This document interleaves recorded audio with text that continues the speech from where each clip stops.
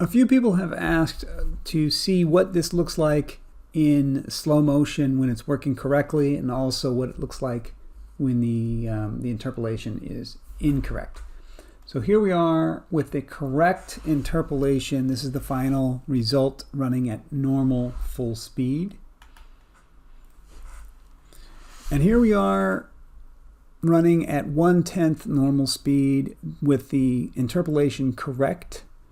So this is the correct interpolation at 1/10 normal speed.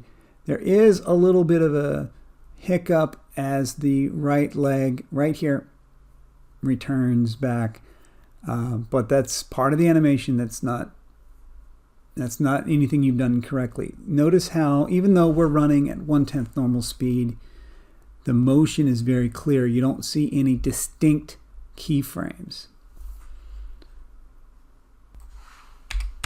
Here we are at 1/100th normal speed, so 1% of normal speed, and that should really emphasize if there are any distinct keyframes, they should pop. But notice the smooth motion of all the joints as the character animates. Okay, here we have the zero interpolation mode being captured at full speed. And in this video capture, you probably cannot really tell the difference, that the motion just isn't as smooth. So that's why we'll go to slow motion mode. Okay, here we are at 1/10 normal speed, and I think it's pretty clear at this slow motion speed that this is a series of discrete frames that is not animating smoothly.